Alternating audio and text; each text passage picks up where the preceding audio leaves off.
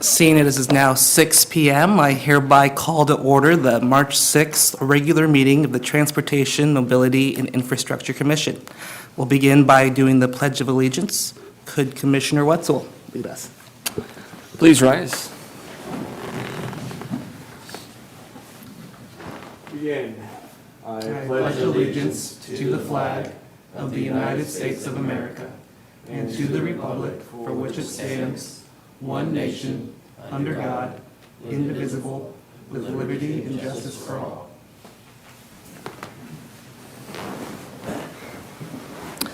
Thank you.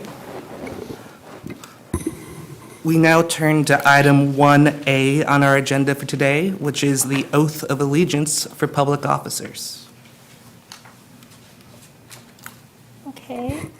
Commissioners, well, you're not, Leonard Johnson and Dean Hawkinson, could you please stand and raise your right hand? And repeat after me.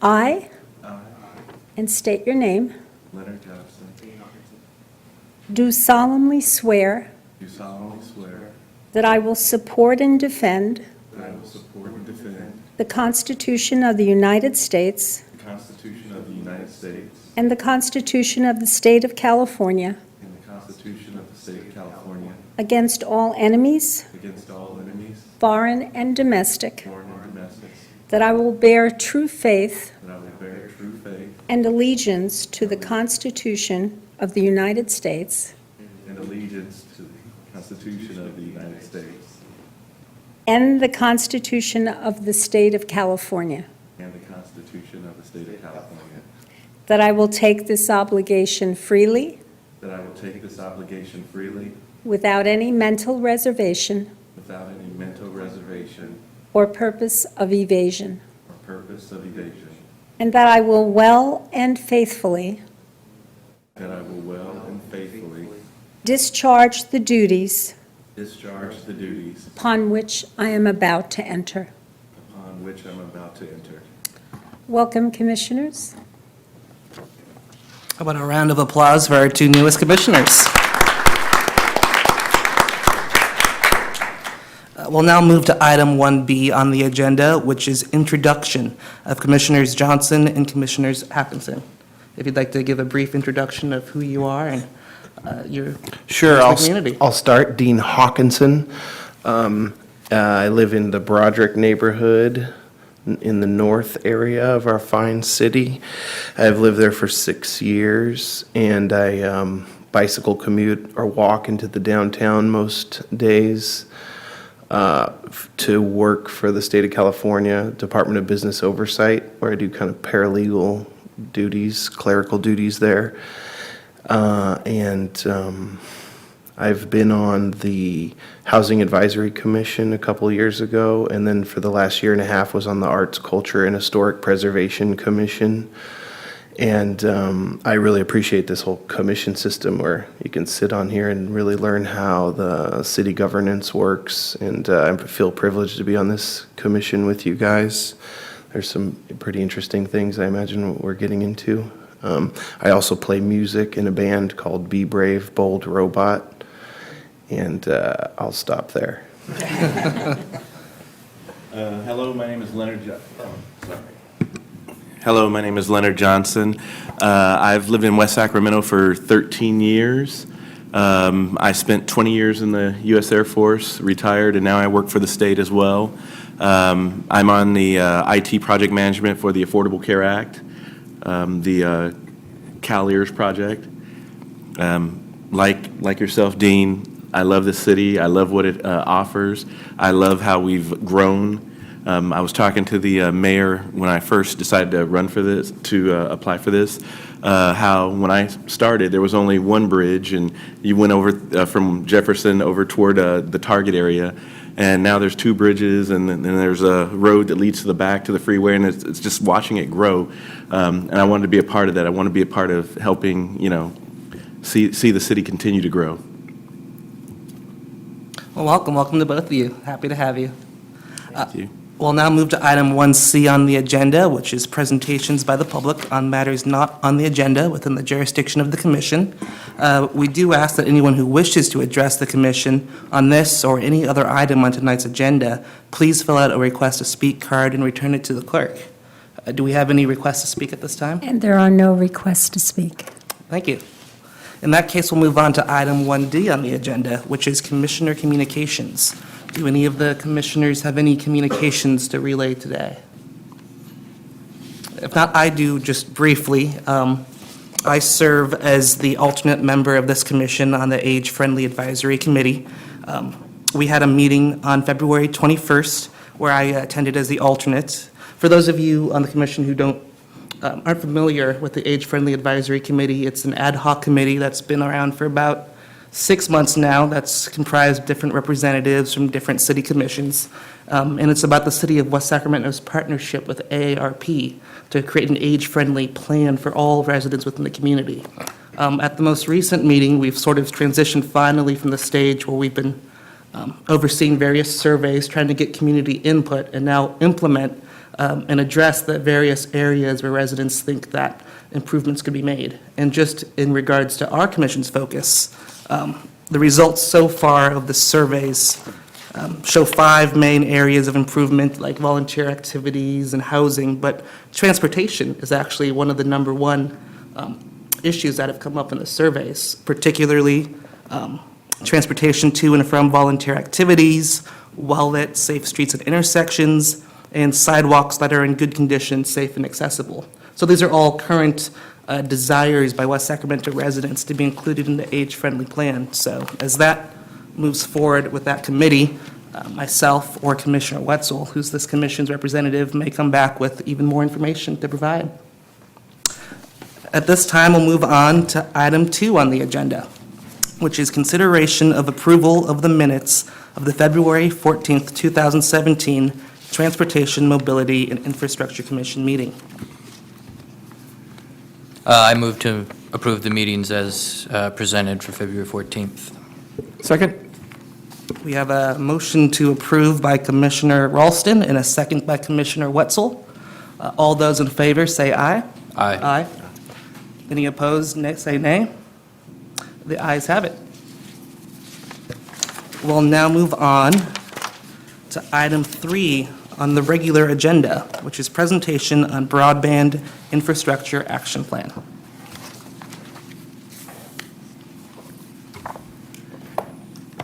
Good evening, Mr. Chairman and members of the commission. My name is Mark Zolo. I work for the Community Development Department, City of West Sacramento.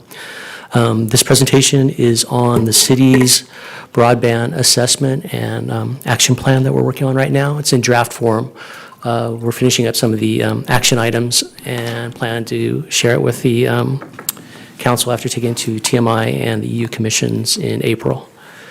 I'll start with some background as it relates to more mobility. And you may have, if you looked at the report, any detail, you saw that data consumption is increasing. We know in our own lives how much more data we're using. We see it in our homes with our families, we see it at work, et cetera. But aside from that, in addition to that, broadband technologies are growing exponentially, and they're running things that our systems, our background systems, and they'll become ever more present in our lives. And to handle that amount of data, the level of infrastructure is going to have to continue to grow at a rate that keeps pace, and it's going to be a really difficult challenge to do. The consequences of inadequate infrastructure and the barriers that it causes will impact our community more and more in how we're able to keep pace and attract businesses, how we're able to function within our homes, and how our background systems that are hugely important operate. So that was the background as far as mobility and some of the things we've been looking at. I can use this, I think. Oh, there we go. Good. So I'll give you a little background on the report itself. So this report is part of a sequence of reports that have gone to the City Council. The first one that I'm aware of was the Yolo County Broadband Strategic Plan that went in May 2015, which elaborated some 30,000-foot objectives that we'd like to see happening in the city. We followed that up with an opportunity analysis of some specific infrastructure that we have in the city. We're kind of fortunate that we have a lot of right-of-way. We have data centers that reside and operate in the city, and we have our own infrastructure that actually crosses underneath the river, which is highly desirable infrastructure. Based on that opportunity analysis, we decided to do a citywide assessment and look at the level of infrastructure that is available in the city, how it functions, and then how people are perceiving infrastructure and their services that they get. We looked at data that's provided to the CPUC by the providers. It's at a census block level, so it's very general, and it's provider-reported data, so it's how they see the data being provided, not necessarily how we would see it objectively. So there's that. We also followed up with online surveys to get a sense of how people felt about their broadband services and their access to broadband. And also, the last thing we did was a business workshop with a focus group on what they saw their specific challenges are. And it's not too surprising that the results of the assessment found that people thought it was expensive, some cases, that the service was so-so, some were happy. Businesses generally felt that it was too slow and it wasn't keeping pace with their consumption for their businesses going forward.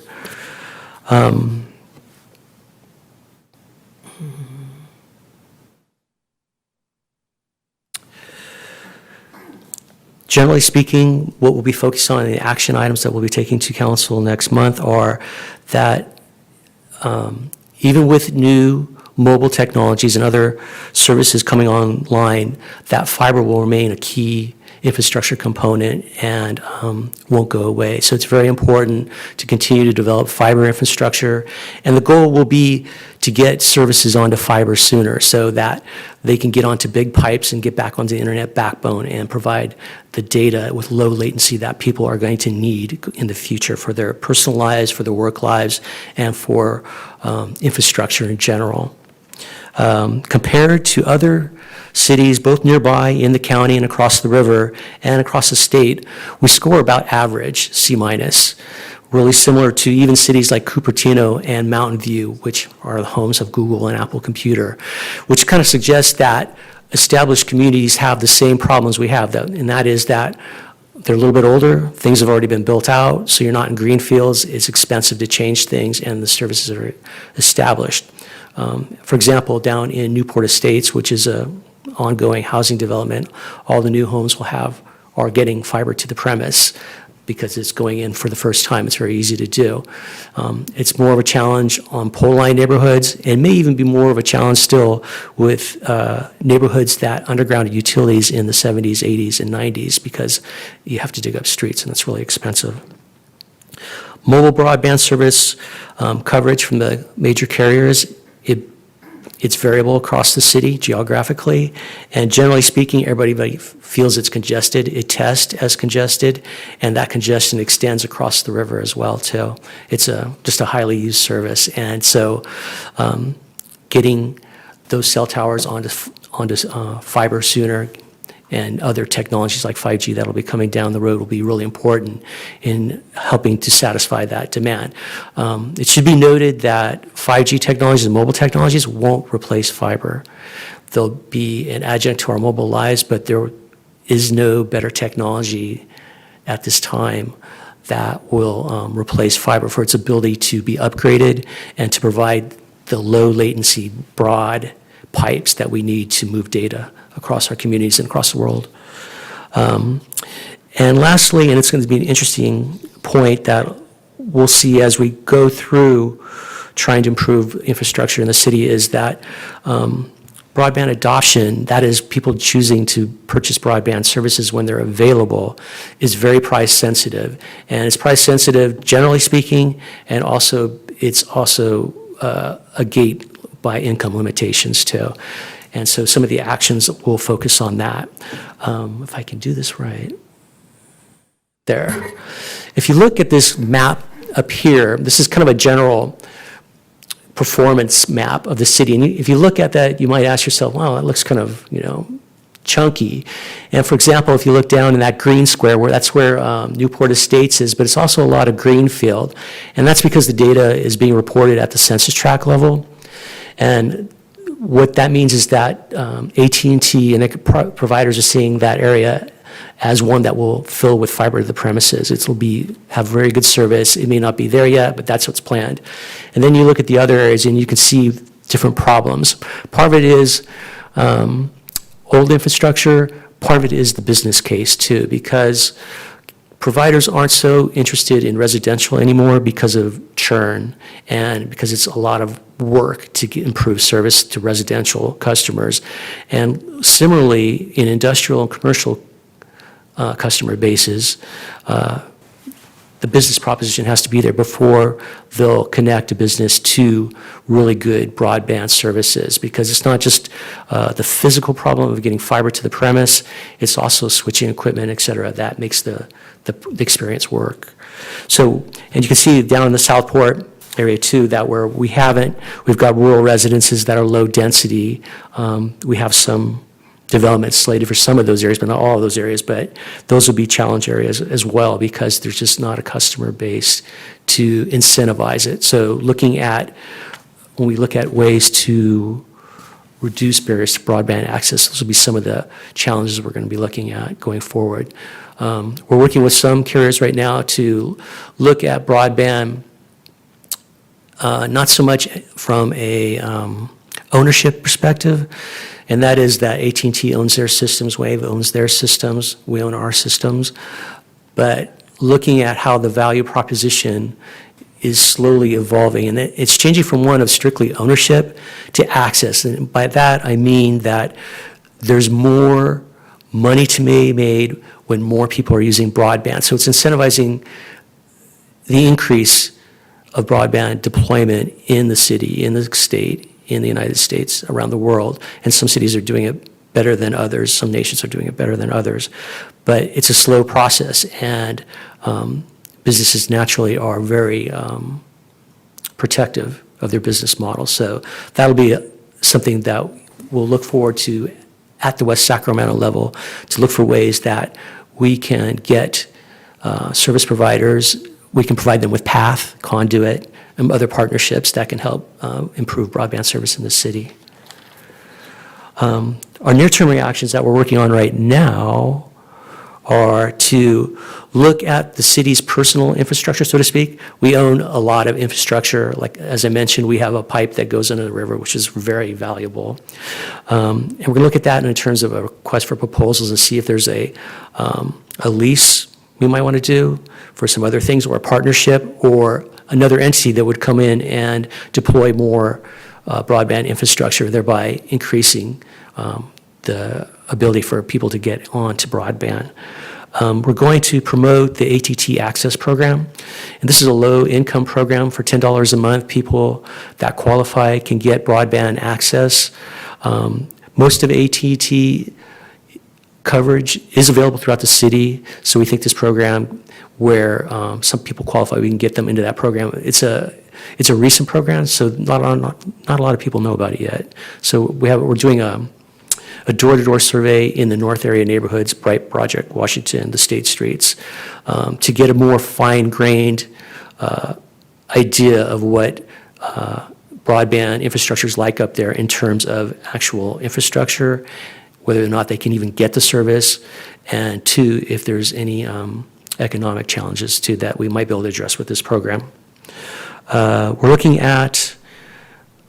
discussing the idea of an industrial fiber project that would connect the Southport Industrial Park and the Seaway properties to some strong backhaul lines. We have a level 3 data center up in the Triangle area next to the police station, and we also have a provider, CCI, that is doing a fiber project down to support some T-Mobile cell towers at South River Road and in Southport, which would give us 2 paths of access into SIP and the Seaway properties. So we're looking at that. We think we need to have some owner participation in that if we go that way.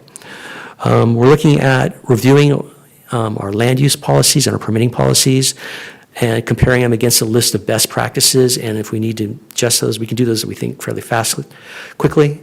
But we have to look at them. We're looking at them right now to help lower barriers to getting additional fiber out into the community.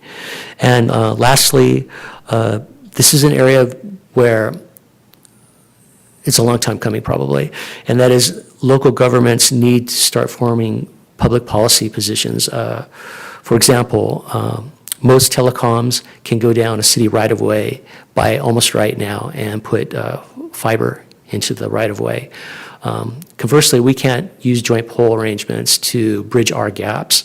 And so there's this public resource, public right-of-way that's being used to deploy infrastructure, but there's not a reciprocal arrangement for the public purpose in deploying fiber resources. So we're going to look at different items out there and also what the message should be, because we don't want the CPUC and the FCC hearing just from telecoms. We think they need to hear from local government. So we'll be looking at some policy positions later on. But mostly from the mobility point of view, we're looking at paths and partnerships and other strategic decisions we might be able to make in the near future. That's the end of my presentation. Thank you very much. Are there any comments among the commissioners? Commissioner Wetzel?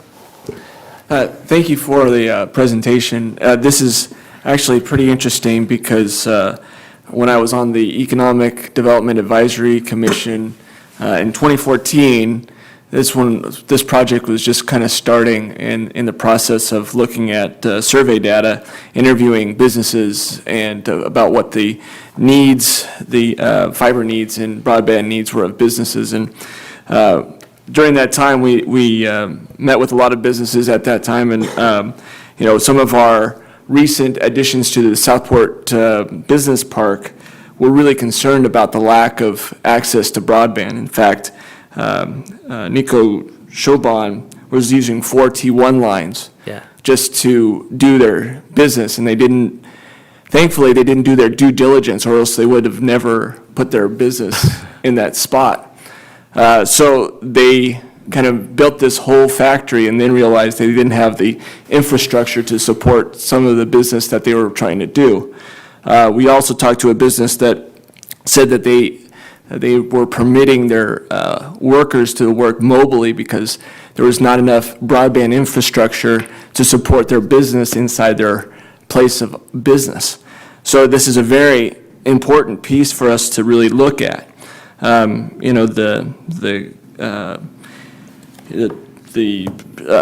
broadband is basically kind of the infrastructure challenge of this century. I mean, it's as important as roads and bridges and all of that, especially in doing business. And one of the things that was really apparent was that there was a lack of conduit and a lack of the ability to place conduit into the ground.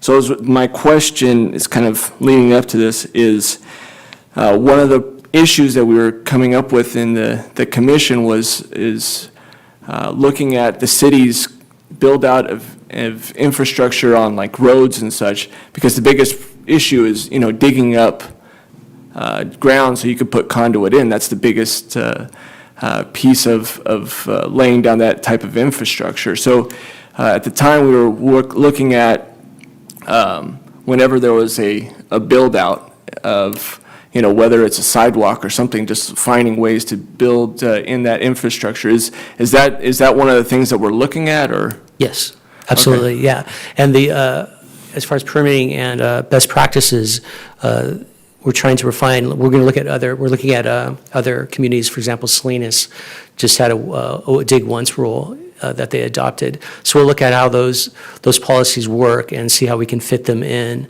and where we can take advantage of it too.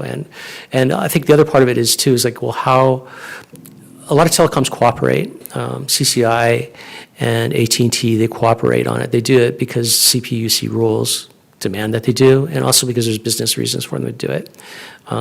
We don't see any reason why we can't be part of that too. So we're kind of looking at it that way. I think you're right. You're absolutely right. The growth of this infrastructure is going to be tremendous, and it's critical. And so everybody's in the same boat. It's from, whether you're a telecom providing services or a local government trying to hook up your community, you have the same objective. Right, and it seemed like the telecoms weren't really interested in digging for the conduit. I mean, they were willing to put in the wire once the conduit was in, Yeah. but they're not putting in the capital just to, dig up stuff. So it seems like it was on the city's part to create the conduit so that they could run the wire through it. Yeah, that'll always be a trick of the tail because Yeah. project funding for projects is limited, so there'll always be negotiations to do that. Right. But I think everybody is getting more and more on the same page that we need this infrastructure. Everybody understands that now. And I don't know that even 5 years ago that was quite the case yet, that they would understand the importance of it. All right, well, thank you. I appreciate getting this update since it's been kind of in my head for the last few years. Thank you. You're welcome. Any other commissioner comments? Being non-technical, other than know how to use my cell phone, what's the difference between a fiber to the premise and the last mile in terms of data speed and opportunity for business? Because you're talking significant cost differences between right to the premise and everybody's home that exist already, and then that last mile. Do we already know that? Correct. So is your question, was the differential in performance between a mobile connection and a fiber connection? Well, if you're doing, at my house, or in Southport, you have the fiber to a certain point, or you have a broadband to the cable, the copper part to a certain point, and then it spreads out. Versus trying to get fiber right to my house. Right. Am I going to notice a significant difference in speed as a homeowner, or should we be focusing maybe up the pilot program perception or suggestion to an industrial park, maybe perhaps that industrial park out there at South Point, where we're really only focusing, am I as a homeowner going to use a fiber? Do I need to have fiber in my house versus my already current connection of But- just a copper line? Yeah. If you were, as a homeowner, you would want fiber if you could get it, because the bandwidth and the way you're going to use data now in the future is going to increase. And it's interesting to note, too, the way they're looking at this, they're looking at 5G right now. And one of the premises of 5G is that it's taking dedicated communication paths, and they do something called network slicing. And the idea is to use virtual software run so that the load can be distributed. And what you're going to see, I think, to get your house the capacity it needs is a combination. You're going to see 5G, which is primarily a mobile technology, but it's not just a mobile technology. So the concept of us having just a wire and a phone will have those things there, but how they're interacting in a larger network environment is going to be different. But to strictly answer your question, yes, if you have fiber to your home, you would immensely notice the difference in how you can conduct your life, how your kids can get online, and how you're not, in each other's way, hogging up bandwidth. Okay, because I think about our sewer lines in the older neighborhoods versus, we struggle. I work for a school district. We struggle to get the pipes clean and updated that are 60 years old, and we're talking about trying to get fiber to everybody's point. Is that too rich of a goal when we maybe can think about fiber to a certain point in a neighborhood and then Yeah. and then build off from there a much more already existent type of Yeah, infrastructure? that's a network architecture question, and what you'll see in existing neighborhoods is that where they go to a node in the neighborhood, which gets improved to fiber capacity, and from there, they use twisted wire, the existing twisted wire, to push out signals. Again, it's actually a good example of trying to get the data onto fiber sooner. So they won't, in an older neighborhood, getting to fiber right away, probably not a near-term likelihood, maybe in the future, I don't know, who knows. In the new neighborhoods, definitely. If you look in the report, there's a picture of a guy holding the fiber. That was an ATT crew out in Newport Estates. I took that picture. I was chatting them up one day to see what they were doing. How is the city defining new neighborhood versus old neighborhood? Say again. How is the city define new neighborhood versus Well, old something that's getting built neighborhood? right now, Okay. yeah, as opposed to what's already built. I think my other concern or question would be the access program by AT&T that is provided. If I was AT&T, will they provide it beyond 2020? It was just part of a deal to Yeah. get approved. How much energy and effort do we want to put into, as a city, and perhaps even money and resources into a program that by the time we get it off the ground, it will have wrapped up? Well, I would say that the service is out there right now, and if you don't have broadband, it's probably rational. You should probably use it, right? I think it's kind of a policy question, and this gets to the things like should there be a low-cost access program for people who can't afford market-rate broadband, and what does it mean to our communities, not just West Sacramento, but all communities in the state of California and across the United States?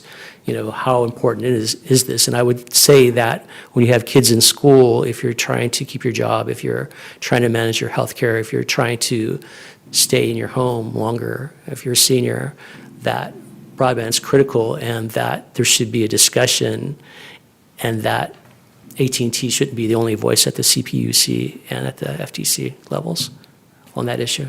Well, I would certainly agree that the broadband is certainly, I have a 2-year-old and a 5-year-old. It's going to be extremely important in my house, and it already kind of is, and speed and so forth is a factor. And yes, everybody should have it, but I'm wondering, before we go down that road, if the city's just going to make it aware of a program to these residents and maybe act as a mediator between the two to try to get the two tables, or do the two people, to get AT&T and this potential customer together, or should we be putting the resources into just, how about we just come up with a solution instead of a gap solution for trying to get them introduced, when we could maybe rush it by 2022, having a much more intricate networking system in our city that brings more residents into it? That's a good question. I don't know the answer to that. Okay. Yeah. Additional comments? Thanks for your report, by the way. It's great. My question had to do with thinking ahead, and I don't know if that's possible. In other words, if the action plan was fully implemented, right, does it account for changes that'll happen to broadband as far as advanced technologies over the next 5, 10, Yeah. 15 years, just so we're not caught by surprise or off guard, or find ourselves in a position 15 years from now looking at it and saying we're back to not having Yeah. the right infrastructure? That was one of the key things we discussed, because, nobody wants to commit to a technology and find out that it's obsolescent, especially if it's a long, drawn-out process and a lot of investment. But fiber's not going away. What's going to change is pretty much what I was stating, is that the trick of the tail will be getting technologies onto fiber sooner, so that you're not digging up the streaks all the time. So 5G and mesh networks will all be technologies that try to get data, use underused bandwidth, idle bandwidth, and you fill it to capacity and get that data onto fiber sooner. Fiber as a technology is not going away. It keeps growing in efficiency. The switching tools at the end of it are improving, like to Moore's Law. They're improving very fast. So fiber won't go away. So as much fiber infrastructure you can have, the closer you can get it to people using and creating data, the better. But, that's an imperfect thing, which is why companies like Google are looking at things like WebPass, trying to get different technologies for that last mile component before they can get it onto fiber. So they get the data out of the building onto fiber. That's why we have 5G underway right now. That's why the telecoms are working really, really hard on 5G. Thank you. You're welcome. Any more comments? Thank you very much. Oh, you're welcome. Thank you.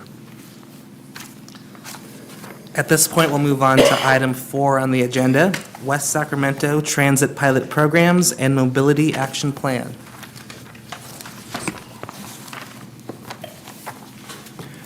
Good evening, Chair and members of the Commission. Chris Doherty, Transportation Planner at the Public Works Department here. I'd also like to introduce Sarah Strand. She's interning for us from the UC Davis Institute of Transportation Studies Master's Program and has done the majority of the research on the item you're about to hear. The item before you this evening is an information item about 2 transit pilot projects and our mobility action plan. In 2016, City Council requested that staff work with YCTD, our transit provider, to analyze our system for ridership and for streamlining opportunities to increase service. This was done because transit costs were rising at the time and the ridership was in decline, especially in certain areas of the city, and the system was not, the residents of the city were not utilizing the system as it currently existed. In 2016, Council made improving the city's transit a strategic initiative for the city. And that initiative was also carried forward into the 2017 strategic initiative, now posted over there, under the Mobility Action Plan. At the same time, with the opening of the Golden One Center in Sacramento, YCTD's staff initiated what they call the Y Shuttle, which is an event shuttle that takes our residents from the transit station out here across the street to the downtown shuttle for free through the downtown area to the Golden One Center on event days only. In June of 2016, staff began to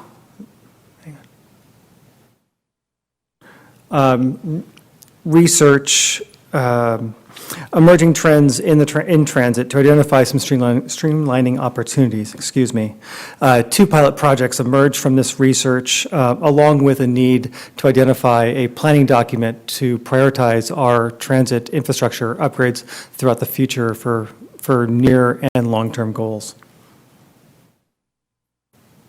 Pilot 1, or as we're calling it, the downtown shuttle, will replace, this will be done by consolidating the existing routes that currently operate downtown, and the map in front of you shows those routes.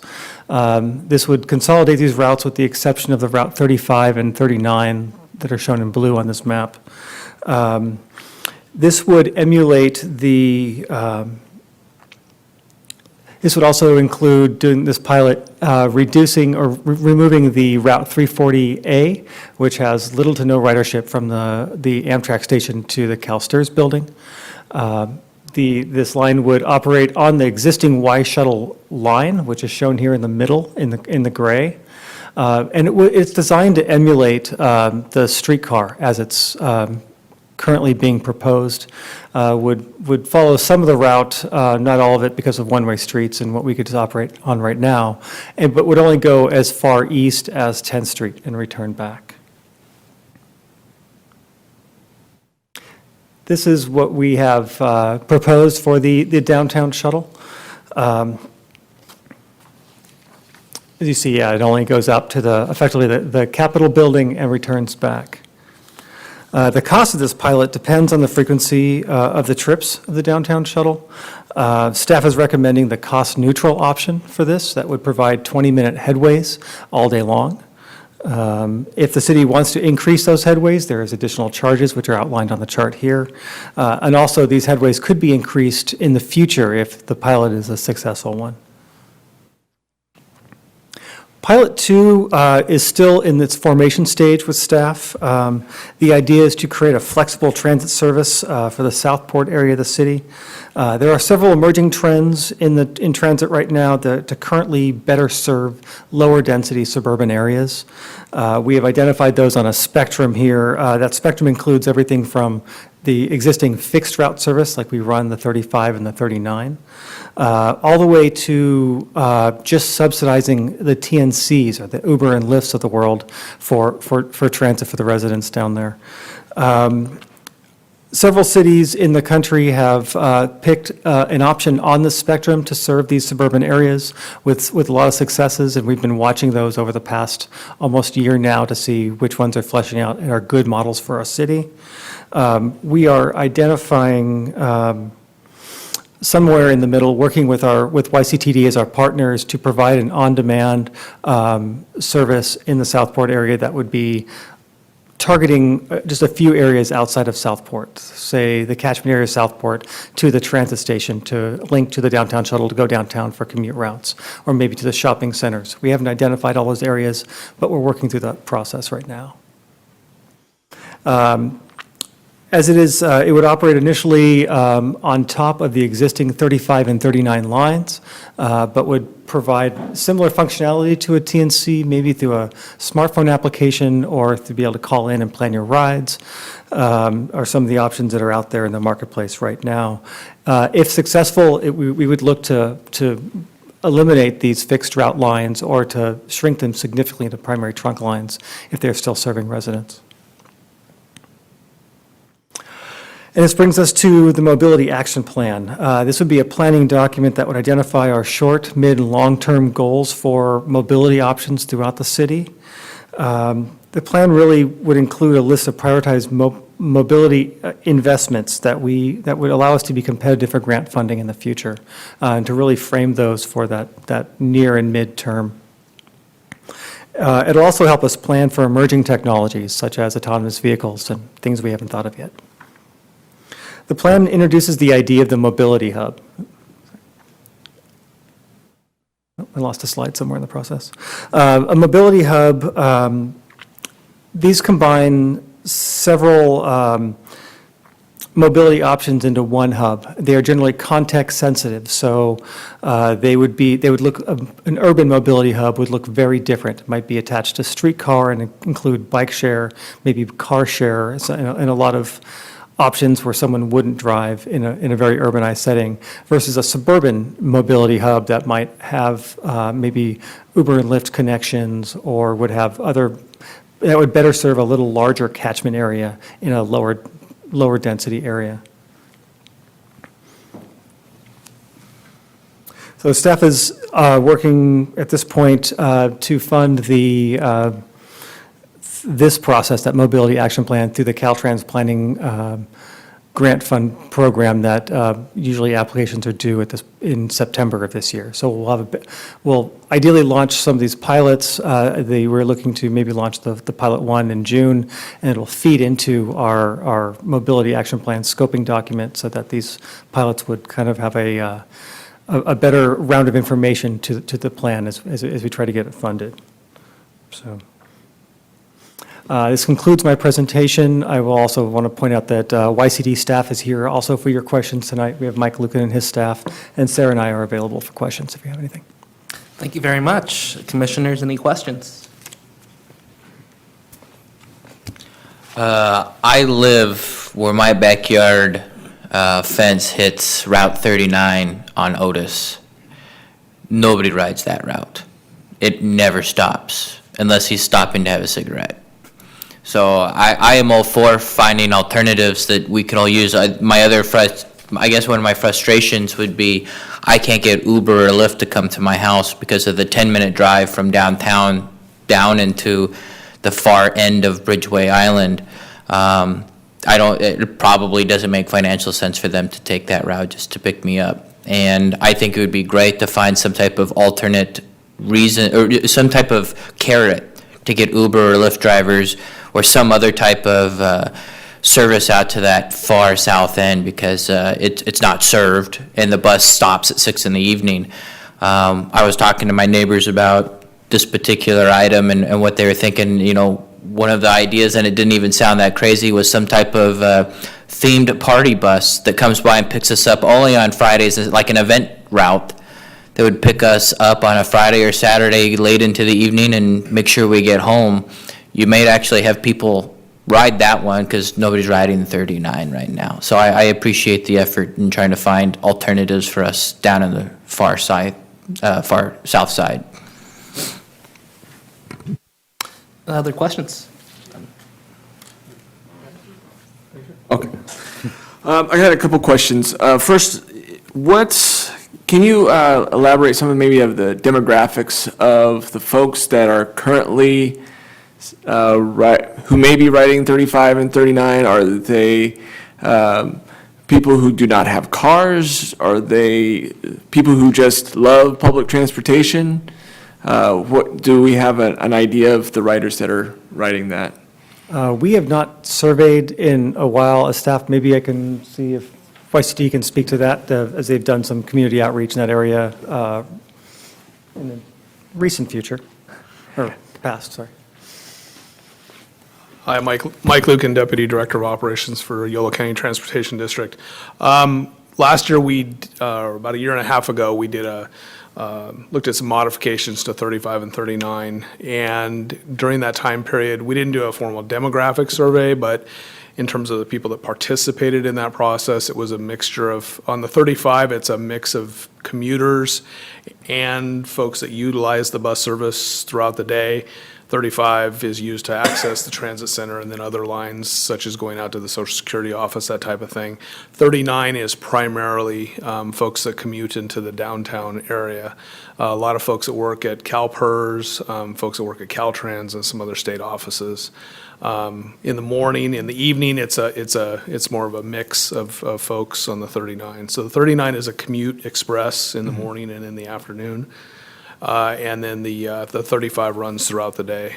So it's a more broad range of folks on the 35.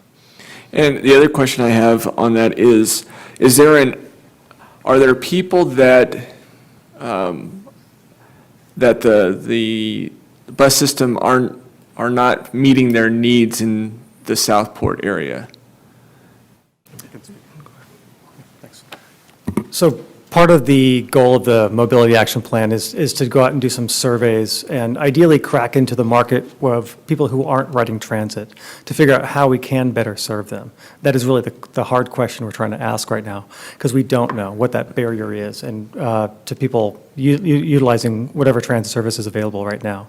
If it's changing that service, then we can change that service. But at this point, we have not surveyed that demographic to find out what that barrier is. Okay. Well, I mean, I think part of the barrier, it's just the barrier that is for a lot of public transportation when you can basically, the ride down into downtown is, 8-9 miles, just estimate 52 cents a mile, that's a $4 car ride, right? Whereas it's a close to $3 bus ride. You get downtown in 15 minutes versus an hour. So your cost benefit is really tough. One of the questions or thoughts and concerns I have on like the mixed kind of hybrid system, especially using TNCs, is one, if you have some of these riders that are doing a commute downtown, sometimes they may have a bike, so they take the bus down to the transit center, they may ride their bike over to the STRS building, right? So a TNC who's showing up in a Prius isn't going to really cut that person, right? They're not going to help them. Also, a lot of times the bus system currently has ability for those with mobility impairments and meet those needs. I'm not sure if a TNC might be able to do that. So those are the accessibility piece and the people that are riding it, if they are utilizing it and then taking other modes of transportation such as a bike to a downtown somewhere and utilizing it as part of their transportation mode, it's going to be more difficult for them to utilize the service if they're using a rideshare program. I actually agree with you. We're at this point not recommending a full TNC Uber Lyft subsidy program because we don't feel that it meets our equity goals as a city. If you don't have a smartphone, they're almost impossible to use. I don't think it actually lowers VMT because I think there's going to be, it needs to be, anything we do needs to be a true transit replacement, not just something that's convenient. So I don't feel that those actually at this point are a transit replacement.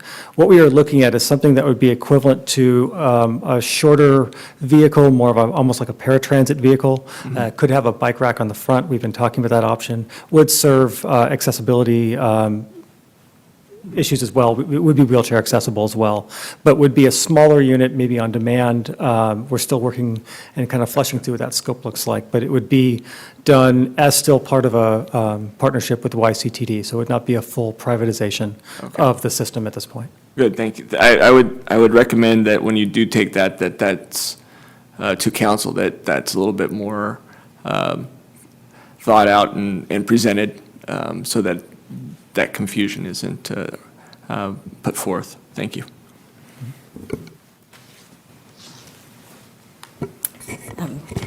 Let's see. Thank you for your presentation. That was good, great. I was actually a dedicated rider on the 39 for a good 6 months, but yeah, I thought there were people there in the morning, but it was hard coming back because if you wanted to do something after work, you couldn't really get back on the 39. But I had a question about Pilot 1. The route's going to be similar to the cable car, you said. The streetcar. So Yes. is that going to continue once the streetcar is up and running? Probably not, because okay. it would be, the intent of this pilot would be to start getting visibility for the streetcar coming and start building that kind of ridership so when the streetcar comes, it would be a natural transition. Okay. So and the streetcar, when it comes, will go further into downtown, I think all the way to 19th, if I'm not mistaken, and then come back around. So it'll have a further penetration east than what we're proposing right now. But this would be a fairly regular downtown shuttle, right, as we are proposing. Okay. Like a priming route or something? Yeah. Additional comments or questions? I just have a couple comments myself then. The first dealing with the Pilot 1 program. I used to live across the street from the Ziggurat building, so I think it's a great idea to get rid of the 340A. It's almost always empty. But I question, so the intent of this Pilot Program 1 to have the downtown shuttle, is it to follow the future streetcar route to sort of gain ridership for that route? And under the current public transit options that are along there currently, it seems like there isn't much ridership during the commute times under the current 20-minute headways. Is that correct? I can't speak to the ridership numbers directly. You mean I think the commute routes are fairly well ridden. Well, I didn't mean specifically 35 or 39, but the ones that go through the, either along West Capitol Avenue, maybe the 42As, 42Bs, or maybe the 340 to go to downtown right now. Are those heavily used by commuters under their current headway schedule? Yes, actually, the 240, the 40, the 41 are most heavily traveled routes in the city. So they are not as full as our commute routes, say to like Davis, but they are fairly well used. They go all the way from IKEA and Riverside Center all the way into downtown. So on a cost per rider basis, they are the most efficient routes in the city. If that's the case, and I sort of recall when I used to live in Davis, I would sometimes take the commute bus from Davis to downtown Sacramento for work, and those seemed fairly full.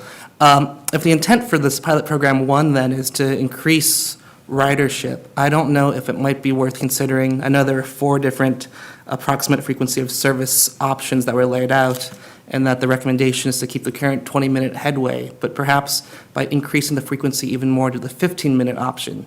It seems like that it's a relatively minimal cost percentage increase, but it might increase people who would choose to use that option to commute from the IKEA area or further to downtown. So I don't know how committed staff is to recommending that cost-neutral option, or if there's still consideration of doing the 15-minute during commute time option. I might also point out, too, that the 20-minute headway is a kind of evening that we will do associated with this route. Actually, it's the current headways are larger than 20 minutes. They range anywhere from 20 to 30 to 35 minutes. So we're actually bringing them down quite a bit as it is to 20 minutes and making that go throughout the day and be very predictable throughout the day. And that's what we have found in areas where there's predictability, that actually helps to increase ridership. Because you can count on a bus, whether it's the 240 or the 44 or the 41, you can count on a bus that's going to get you either way every 20 minutes. You just have to jump on that one bus. So Chris can answer the other. Sure. And I'd also probably add operationally, those already on those buses that the bus would effectively just turn its head badge to downtown shuttle. They'd probably never even get a transfer. They'd just stay on the bus and it would go, and they might not even notice that the service has changed. Thank you. And in that case, I just had one further comment on the pilot project too, which is, now I have actually ridden the 39 occasionally to commute to downtown. I don't live as far down as Otis, so I don't know if maybe those who are much further down in West Sacramento are less inclined. Yeah, they may be less inclined to ride a whole hour's worth or whatever the commute time would be, but perhaps those in Newport Estates are more likely to use those commute bus options. And so I think it's very exciting to have a new model that might better serve those who are currently along the 35 and 39 routes, but I'm having trouble sort of picturing in my head quite how those different on-demand along the spectrum options would work. So for example, if there was a paratransit type vehicle like you described that could fit, let's say 12 people, and currently on the 39, let's say 30 people take it at the 7:30 a.m. Time, would there be additional capacity to pick up more people than what one paratransit bus could take on? Or what happens if there are multiple pickup stops for one on-demand paratransit-sized vehicle? Would that increase the duration of the commute for those who would ride on the vehicle to downtown? Those are exactly the questions we are looking at answering as we're kind of gleaning that research from what's happening around the country right now. So, and we're working with YCDD's, their operator, Transdev, has been operating a similar service in a few areas downtown, or sorry, across the country, so we can start to answer those questions as they go through. Those are the exact same questions we're having internally about, does increased ridership affect the consistency of the service? And people want consistency of service is probably the first thing they want in transit. Excellent, thank you. Yeah, that just, again, I'm a big user in my personal life of TNCs, and I think it's very exciting that might be the future of some public transit alternative for certain people. But just because of those concerns I brought up, and the concerns that Commissioner Wetzel brought up, or that you yourself brought up in terms of equity being important. Not everyone has a smartphone. Not everyone might be comfortable using an app.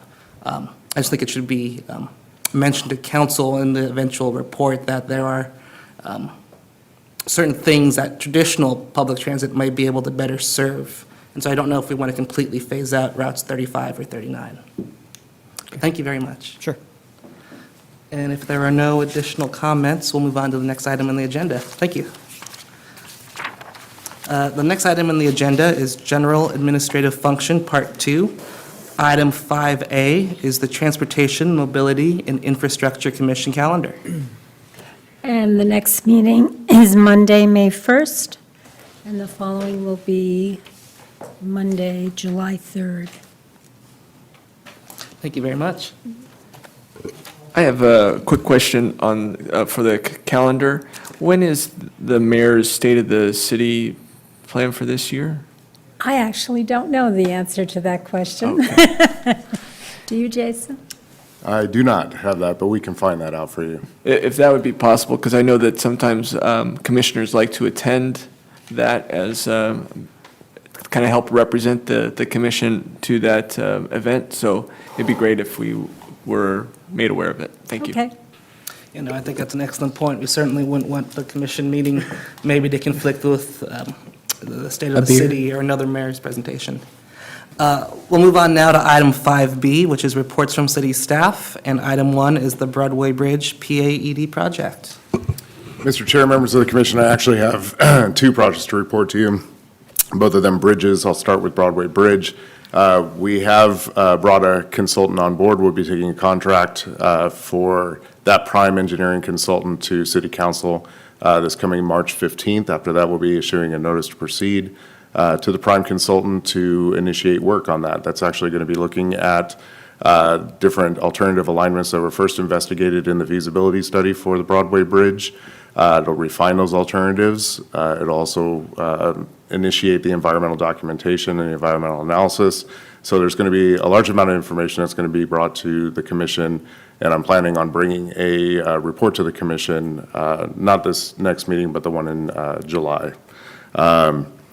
In addition to that, it's not listed here, but the I Street Bridge replacement project, different from the I Street Bridge deck conversion project.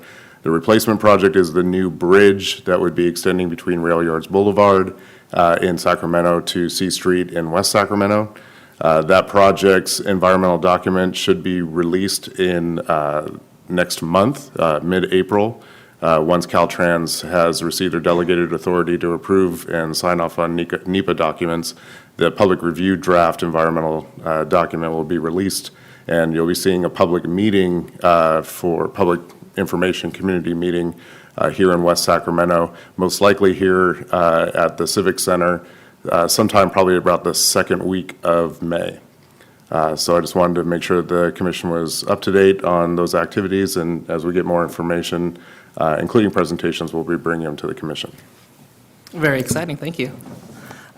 Next is item 5B on the reports from city staff, I Street Bridge deck conversion project. Yes, I have a third bridge to report out on. So the I Street Bridge deck conversion project, if you are unaware, is the concept to, once the bridge replacement project is complete, to turn the existing I Street Bridge into a bike and pedestrian connection across the river. We were funded last year for a feasibility study through the Caltrans planning grant process. We have been issued the funds, and we've gone out and issued an RFP for a consultant to complete that work. That RFP closed last Monday, and we received 3 proposals, and we'll be doing our interviewing starting Monday the 20th to select a consultant to kick off that work. That project will probably take about a year to complete, and we'll do everything from identifying the permitting to proceed with that project, identifying funding for that project, just all the complaints and the constraints and the complexities around that project to make sure it's feasible to move forward so that we can get it funded and for design and construction as soon as the bridge replacement project is built. We have to wait until that project is built to take down our advances, so we have a little bit of time. Thank you very much. We'll move on now to item 5B3, the bicycle pedestrian trails master plan. Also, we kicked off this project in May of last year and did some community outreach to update our 2013 bicycle pedestrian trails master plan. We have recently brought in a consultant to complete that work for us. We brought in HDR to take a look at that project. We've contracted with them, we've kicked off the project. We are looking to complete that in January of this year. We will be bringing you a more substantial report, probably with a draft document in May for your review before we take it to council. Thank you. And finally, item 5B4, a report on the Washington-specific plan and parking update. Sure. I'm going to split this into 2 different components. We have some near-term, some very current concerns and some parking issues in Washington, mostly attached to the Burgers and Brew and Bean and Barrel opening of 2 very successful restaurants, have created a little bit of overflow parking issues into the neighborhood. To address that, staff has gone to council and got approval to do some street and lighting improvements along 2nd Avenue under the I Street Bridge Advance and along the river to create some additional parking assets for that area, so we lessen that impact on the neighbors. I met with the Metro Place Homeowners Association this week, or last week, excuse me, and to explain about that process and to hear some of their concerns about how to alleviate some of their parking issues. So that's something that's happening right now, but we are actively working, and those improvements should be completed in 2 weeks, Raphael? Yes, within approximately 2 weeks from today. So they'll be seeing new lighting and new access around Burgers and Brew, so it'll be easier to get there. I think that's excellent. To address parking problems, or not parking problems, parking issues on a larger scale, you'll see on the 2017 strategic plan, the bottom item there is parking policy and revenue. What we're going to be doing with this project is to align a lot of our city parking policies. One's going to be the specific plan, the Washington-specific plan. That project should be kicked off by the Community Development Department this year. So we'll be inserting new modern parking policies into that, along with the zoning code as we move forward through that process. Great, thank you very much. Can I take a question real quick? Sorry. Recently, after we met last month on the parking meters issue, and then it was brought to council, and then I saw a article or a television story by KCRA.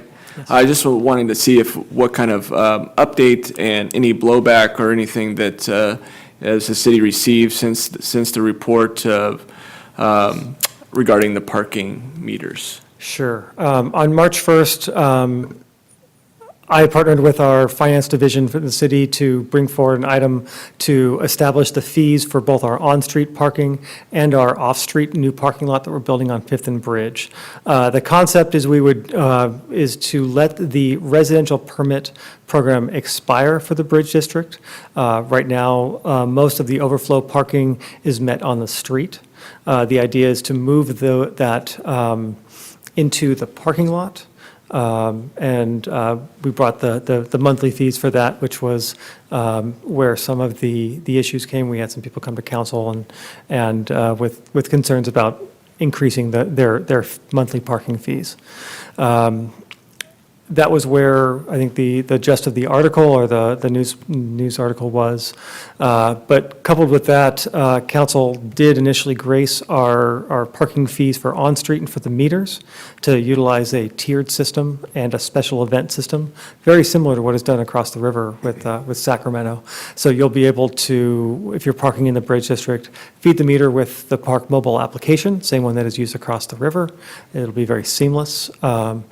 And you can also, but in the special event pricing was done so that we don't directly compete with the Rayleigh Field parking. The idea is that we would be ratcheted, our pricing would be slightly more expensive than the Rayleigh Field parking, so that we would disincentivize people to not fill up our parking assets first. So. Any additional questions? Thank you very much. Thank you. We'll move on to item 5C, which is future agenda item requests by the Transportation, Mobility, and Infrastructure Commission. Any future item requests? I live in the Broderick area, and the what I call the Broderick Curve by the Broderick Restaurant, where Sacramento Street turns into West 6th for a moment and then turns into C Street. I walk that frequently, and I wonder if there are any plans to do any infrastructure development on that particular stretch of street where there is no pedestrian sidewalk along some of there's a few residential units, and then right at that curve, there's some, an apartment, standalone, small house complex. And so that's just an inquiry of mine that I guess maybe in the future you could address, or if anybody knew anything about any plans to do anything. I can tell you that we can come back and bring this to the commission with a report to the commission on where it stands with whether or not we have any projects moving forward there in the future. Yeah, okay. I know that there's the Washington District plan with where the historical district currently is, but I don't think that covers that particular area, although it is close by. But sure, thank you for any future information on that. With that, I'll move to item 5D and entertain a motion to adjourn. So moved. Is there a second? Second. All right, motion by Commissioner Wetzel, second by Commissioner, I'm blanking on her name for a second, Ralston. All those in favor say aye. Aye. Any opposed say nay. The ayes have it. Meeting adjourned.